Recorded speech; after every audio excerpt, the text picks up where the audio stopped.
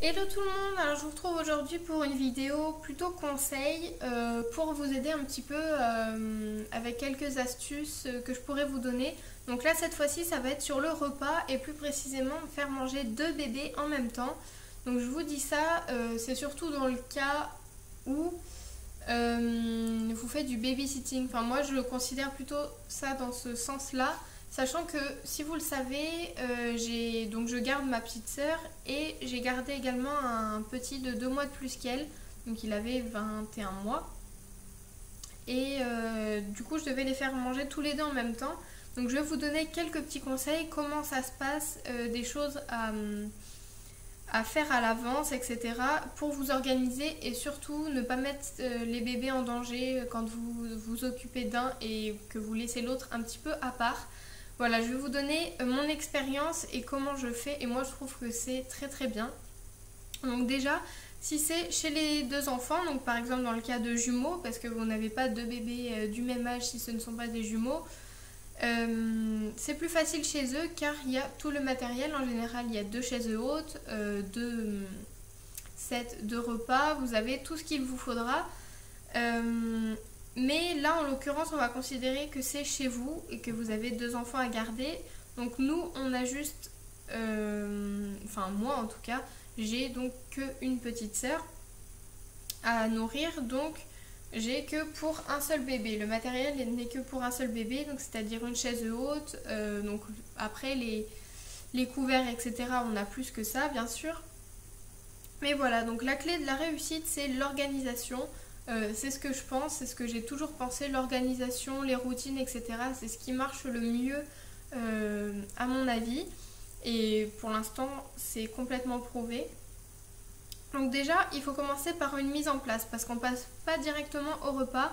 Il y a d'abord la mise en place qui se passe à peu près 20 minutes avant l'heure du repas. C'est ce que je vous conseille, 20 minutes, ça vous laisse le temps de vous occuper des enfants et en même temps de commencer à prévoir le repas. Privilégier les repas tout prêts. Alors, ce n'est sûrement pas tous les jours de l'année que vous gardez ces enfants.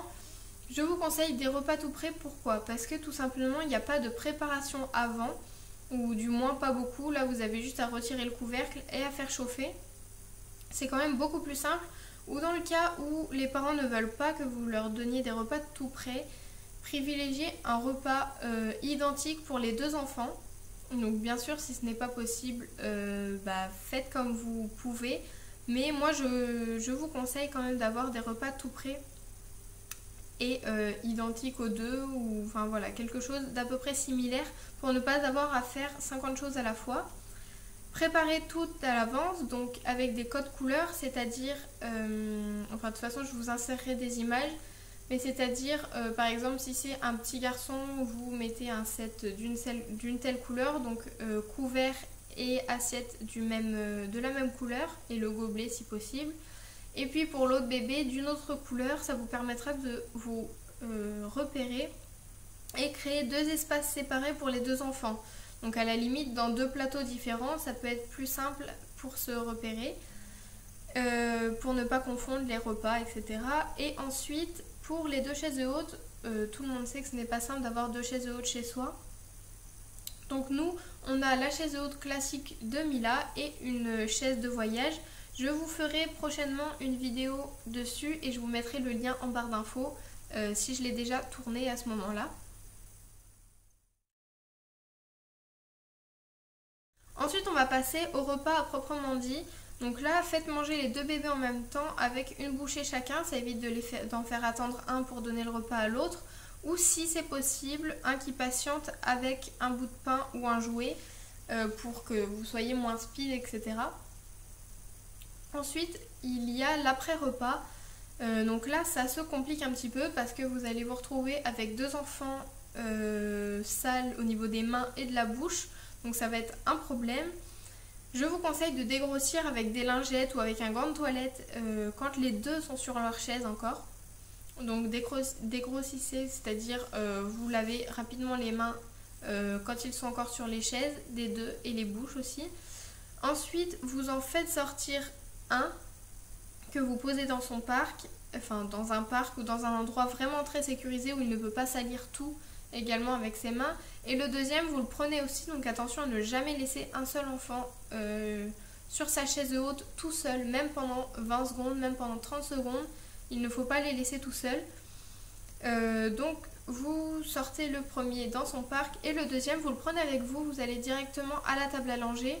Vous lui lavez les mains, la bouche et puis changez sa couche, comme ça tout est fait. Si jamais c'est la sieste bientôt et que vous le mettez en pyjama, mettez-le en pyjama. À ce moment-là, tout sera fait, ce sera prêt, pas besoin d'y revenir.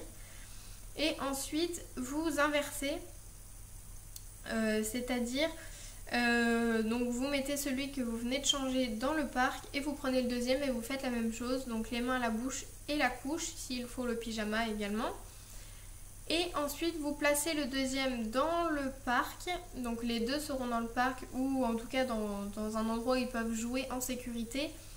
Et vous allez ranger la cuisine tout de suite, comme ça vous êtes sûr que c'est fait et il n'y a pas d'accumulation. Donc vous jetez tout ce qu'il faut à la poubelle, vous faites la vaisselle également tout de suite pour ne pas que ça s'accumule parce qu'encore une fois, il faut vraiment que ça aille vite et que vous n'ayez pas à y revenir sinon vous allez perdre du temps. Donc faites la vaisselle tout de suite, rangez les chaises, nettoyez un petit peu, voilà, passez un coup de balai et au moins c'est fait, vous n'y revenez plus. Si possible, quand vous avez un petit moment, préparez déjà le goûter à l'avance, donc les couverts etc. avec un autre mode de préparation, c'est-à-dire vous allez encore mettre vos codes couleurs etc. avec d'autres bols que vous aurez lavés ou d'autres si vous en avez d'autres. Donc voilà, c'est les petits conseils que j'avais à vous donner. J'ai essayé de faire assez rapidement quand même pour ne pas vous embêter voilà, pendant un quart d'heure pour parler juste d'un repas. Si vous avez d'autres conseils pour faire manger deux bébés en même temps, n'hésitez pas à me les donner. En tout cas, moi je trouve que ça marche très bien. S'il y a un bébé qui mange également tout seul, ça c'est très bien aussi. Un bébé qui mange tout seul et l'autre vous le faites manger. Moi dans mon cas, ma petite soeur savait manger toute seule à peu près, je dis bien à peu près, donc son repas à proprement dit, le dessert elle ne savait pas. Et l'autre bébé de 2 mois de plus ne savait pas du tout manger tout seul, donc vous voyez ça veut rien dire l'âge, donc je lui ai donné à manger. Et donc voilà. J'espère que ça vous a plu. Donc comme je vous l'ai dit juste avant, donnez-moi vos conseils en barre d'infos, en barre de commentaires, pardon. Vous retrouverez toutes les infos en barre d'infos justement. Je vous mettrai donc le lien de la vidéo sur la chaise de voyage avec l'explication et tout ça et si je vous la conseille ou pas, donc ça vous verrez dans la prochaine vidéo. Je vous fais de très gros bisous et je vous dis à bientôt. Bye!